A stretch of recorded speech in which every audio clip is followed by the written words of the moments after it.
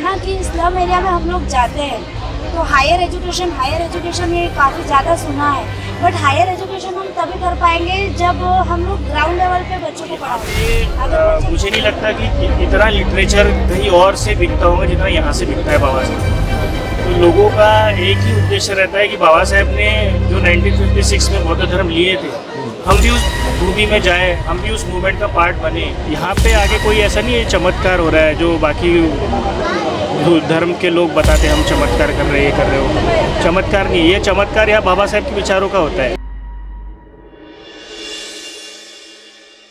नमस्कार दोस्तों, जय भीम। मैं सुरेश आप सभी का एक बार फिर से बहुत बहुत स्वागत करता हूं। दोस्तों, मैं दीक्षा भूमि में हूं इस समय, और दीक्षा भूमि में हम हमेशा जब भी दशहरा का उत्सव होता है, जिस दिन बाबा साहब ने धम्मचक्र परिवर्तन किया था, उस दिन मैं ज़रूर कहीं भी रहूं, कोशिश करता हूं कि इस भूमि में ज़रूर आऊं। कारण ये होता है कि जब भी यहाँ पर आते हैं व्यक्ति तो उसे प्रेरणा मिलती है, एक ऊर्जा मिलती है। यहीं पर एक स्नेहदीप बहुउद्देशीय संस्था के हमारे कार्यकर्ताओं से मुलाकात हुई, और वो जो काम कर रहे हैं उनकी बातें सुनकर भी आपको कहीं ना कहीं ऐसा लगेगा कि ये लोग बाबा साहब के मिशन में एक अच्छा योगदान ज़रूर दे रहे हैं। सर, आपका परिचय बताएं हमारे दर्शकों को। मेरा नाम तुषार सहारे है। हम स्नेहदीप बहुउद्देशीय संस्था की हमारी एक टीम है, मैं उसमें अध्यक्ष पद पर हूँ। और हमारी जो जनरेशन है, यंग जनरेशन, पूरी संस्था में वर्क करती है। तो प्रथमतः नमो बुद्धाय, जय भीम। आज के इस शुभ दिन पर 14 अक्टूबर 1956 को बाबा साहेब ने यहाँ पर लाखों अनुयायियों के साथ धम्म चक्र प्रवर्तन दिन सेलिब्रेट किया था। उस दिन उन्होंने लाखों अनुयायी के साथ मिलकर यहाँ पर अपना दीक्षा ली थी, दीक्षा भूमि पर। तो इसी दीक्षा भूमि पर बाबा साहेब ने जो दीक्षा ली थी, तो उसी दिन को हम याद कर इस दिन हम यहाँ आते हैं, और यहाँ पर जो भी अनुयायी आते हैं, पूरे अखंड भारत देश से यहाँ पर अनुयायी आते हैं, तो वो डिफरेंट स्टेट से आते हैं और डिफरेंट विलेजेस से आते हैं। तो उनको पता नहीं रहता है कि यहाँ पर आकर हम कहाँ पर रहे, कहाँ पर कैसी व्यवस्था रहती है। तो हम यहाँ पर उनको मार्गदर्शन करते हैं। कुछ विलेज एरिया से जो बच्चे आते हैं उनको हायर एजुकेशन के लिए कैसे आगे जाए, वैसी सब चीज़ें हम व्यवस्था करते हैं। तो स्नेहदीप बहुउद्देशीय संस्था ऑल ओवर नागपुर में तो काम करती है, तो सपना भी है कि पूरे भारत देश में काम करें अपने लोगों को लेकर। नहीं तो किस प्रकार से काम करते हैं आप? जैसे आपने बताया मार्गदर्शन देते हैं, और ये फ़ोटो में देख रहे हैं कि आप बच्चों के साथ बैठे हैं। ऐसे हम जो स्लम एरियाज़ होते हैं अपने ऑल ओवर नागपुर में, वहाँ पर जाकर हम उनको टीचिंग्स कैसे देना है, वो स्कूल में तो पढ़ते ही है, बट उनमें एक्स्ट्रा क्या डेवलप करने का, तो वो आगे बढ़े। टीचिंग तो देते हैं, बट स्लम एरियाज़ में ऐसा होता है, कुछ बैकवर्डनेस रहती है, बीच में ही वो व्यसन को लग जाते हैं। उसके कारण वो अपना एजुकेशन है वो बीच में ही छोड़ देते हैं। तो एजुकेशन बीच में छोड़ने के बाद वो बाकी सब चीज़ें, चोरी करना और फिर बाकी सब एक्टिविटीज़ में, इलीगल एक्टिविटीज़ में वो पार्टिसिपेशन करते हैं। ऐसा हमारा एनालिसिस रहा है। तो वो बीच में ही ऐसा उनका जो स्टडी है वो बीच में छूट जाने के कारण होता है। तो उनको कैसे एजुकेशन से स्टिक कर रखे, वो हमारा प्रयत्न रहता है। तो अभी तक आपको क्या सफलता मिली है? अभी तक हमारे को तो सफलता ऐसी मिली है कि अभी ये हमारा दूसरा वर्ष है जो हमारा यहाँ पर स्टॉल लगा है। लास्ट ईयर हमारा स्टॉल हमारे खुद के नाम से नहीं था, इस साल हमने स्नेहदीप के नाम से लिया है। और बाकी जो रिजल्ट्स है बच्चों के ओरिएंटेड, कि उनका खुद का पार्टिसिपेशन करना स्नेहदीप बहुउद्देशीय संस्था में, और हमारे साथ मिलकर काम करना, मिशन को आगे बढ़ाना। जैसा कि बाबा साहेब का एक नारा है, बाबा साहेब का मिशन अधूरा, बच्चा बच्चा करेगा पूरा। तो उन बच्चों को अधूरा कैसा मिशन और कैसा आगे बढ़ाया जाए, तो वही हम जो बच्चों को आगे लेकर जाकर उनको जो बाबा साहेब का मिशन है वो आगे बढ़ाना है। मेरा नाम राखी अरुण आशापुरकर है, और मैं भी स्नेहदीप संस्था में काफ़ी सालों से हम लोग कार्य कर रहे हैं। और थोड़ा थोड़ा बिल्कुल मतलब हम कह सकते हैं कि ग्राउंड लेवल से हम लोगों ने एक्चुअली चालू किया है, स्टार्टअप किया है।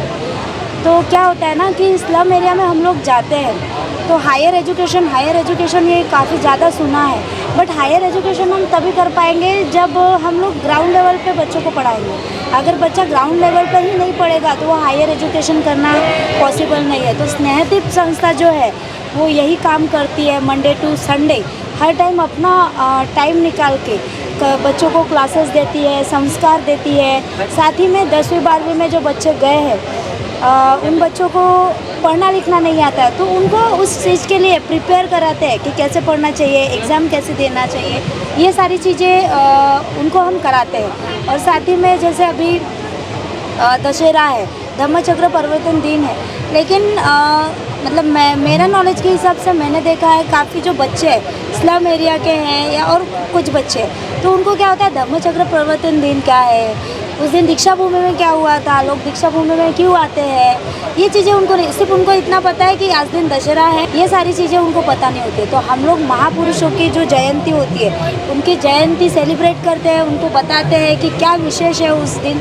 उन्होंने क्या किया था, ये सारी चीज़ें भी उनमें बताते हैं, जीके ये सारी चीज़ें बढ़ाते हैं। और फ्यूचर में उनको उनका स्किल डेवलपमेंट कराना, एजुकेशन कराना, ये सारी चीज़ों पे हमारा फोकस है। तो मैं आपको यही कहूँगी कि आप भी हम लोगों के साथ जुड़े, ज़्यादा से ज़्यादा मात्रा में हम लोगों के साथ जुड़ के जो हम लोग काम कर रहे हैं उसमें सहपाठी होके आगे बढ़ाइए। उत्कर्ष जी से मैं काफ़ी सालों से जुड़ा हूँ और मैं आपको बता दूँ, मैं जब भी दीक्षा भूमि आता हूँ तो उसके पीछे कहीं ना कहीं एक प्रेरणा या कहीं ना कहीं पुश करते हैं उत्कर्ष जी। मुझे 2 महीने पहले से बोलते हैं सुरेश भाई आपको आना है, तो सबसे पहले मैं उनको धन्यवाद देता हूं कि आप यहाँ पे मुझे आता हूं तो यहाँ बहुत सारे लोगों से मिलवाते हैं। तो उत्कर्ष जी, आपका मैं एक्टिविटी ये देखता हूं कि जो इस प्रकार के वर्क करने वाली संस्था हैं आप कहीं ना कहीं उसके पीछे रहते हैं या उसको आप सहयोग देते हैं। ऐसा आप क्यों, मतलब आपके मन में ऐसा कैसे आया? क्योंकि आप दिल्ली में रहते हैं, आप फ्लाइट से आए, इतना खर्चा करके आए, लोगों के पास समय नहीं रहता, लेकिन फिर भी आप समय निकाल कर ये कर रहे हैं। आखिर आपके मन में ऐसा क्या है, क्या चल रहा है? धन्यवाद सभी को, जय भीम।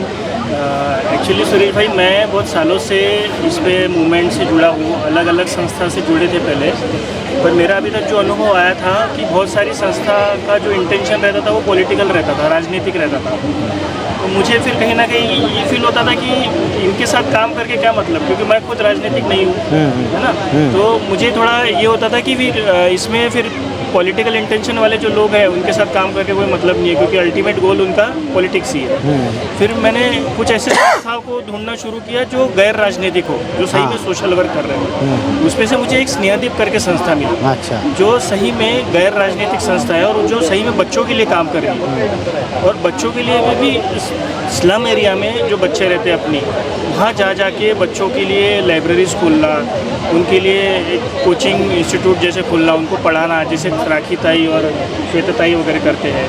तो स्नेहदीप जैसी संस्था मुझे बाकी कहीं नहीं और दूसरी मिली नहीं है, इसलिए मैं इनसे जुड़ के इनको प्रोत्साहित करते रहता हूँ और इनका काम मुझे अच्छा लगता है। आगे इनका ये भी प्लानिंग है कि हम नागपुर में भी कर रहे हैं काम, आगे हम विदर्भ लेवल पे भी इसका काम शुरू करेंगे, जो बहुत ज़्यादा ज़रूरी है, बहुत ज़्यादा आवश्यक है इस चीज़ का, क्योंकि ऐसी कोई संस्था नहीं है जो बिना स्वार्थ के, बिना किसी स्वार्थ के लोगों के लिए, जो अपने जो लोग हैं SC ST OBC उनके लिए काम कर रही है, ऐसे कोई संस्था है नहीं। तो इस संस्था का बड़ा होना बहुत ज़रूरी है, क्योंकि ऐसे संस्था बड़े होंगे तो ज़्यादा से ज़्यादा बाबा साहब का मिशन मूवमेंट लोगों तक पहुँचेगा और एजुकेशन की वैल्यू जो ग्रामीण एरिया के या फिर स्लम एरिया के बच्चों को उसकी वैल्यू समझ में आएगी, है ना। तो पढ़ाई समझ में आएंगी तो बाबा साहब का मूवमेंट समझ में आएगा, पढ़ाई नहीं समझ में आएगी तो मूवमेंट नहीं समझ में आएगा। इसलिए ये संस्था का बड़ा होना बहुत ज़रूरी है। मैं सबसे यही आग्रह करूंगा कि ये संस्था को आप जितना भी 10 रुपये 20 रुपये जो भी आपको लगता है अपनी तरफ से आप बिल्कुल डोनेशन करें, क्योंकि ये संस्था सही डायरेक्शन में काम कर रही है। आप लोग भी आते हैं तो क्या मकसद रहता है, बेसिक में मकसद क्या रहता है? मकसद तो देखो, यहाँ पे मुझे नहीं लगता कि इतना लिटरेचर कहीं और से बिकता होगा जितना यहाँ से बिकता है बाबा साहब। तो लोगों का एक ही उद्देश्य रहता है कि बाबा साहब ने जो 1956 में बौद्ध धर्म लिए थे, हम भी उस भूमि में जाए, हम भी उस मूवमेंट का पार्ट बने, और यहाँ पे जो बाबा साहब के मूवमेंट से रिलेटेड जो लिटरेचर है हम भी वो उसको परचेज़ करके ख़रीद के दूसरों को गिफ्ट में दे या फिर खुद पढ़े, इसके लिए लोगों का ज़्यादा से ज़्यादा उद्देश्य होता है कि दीक्षा भूमि आने का। यहाँ पे आगे कोई ऐसा नहीं है चमत्कार हो रहा है जो बाकी धर्म के लोग बताते हैं हम चमत्कार कर रहे हैं, ये कर रहे हो। चमत्कार नहीं है, ये चमत्कार यहाँ बाबा साहेब के विचारों का होता है। बाबा साहेब के विचारों का चमत्कार होता है, यहाँ से जो जाता है वो बदल ही जाता है, समझ रहे हो? तो यहाँ का जो लिटरेचर है वो सबसे ज़्यादा इम्पोर्टेंट है। यहाँ पे बहुत सारा, अगर आप नेक्स्ट डे का न्यूज़पेपर पढ़ोगे तो उसमें बताया जाएगा कि कितना बुक्स लिटरेचर यहाँ से लोगों ने खरीद के गए, वो करोड़ों में होता है वो। अच्छा, तो ये अपने आप में बहुत बड़ी बात है। चलिए उत्कर्ष जी और आपकी पूरी टीम, आप लोगों ने हमें समय दिया, उसके लिए धन्यवाद। आप देख रहे हैं WLBS न्यूज़। चैनल को सब्सक्राइब करना और बेल आइकन को प्रेस करना ना भूलें।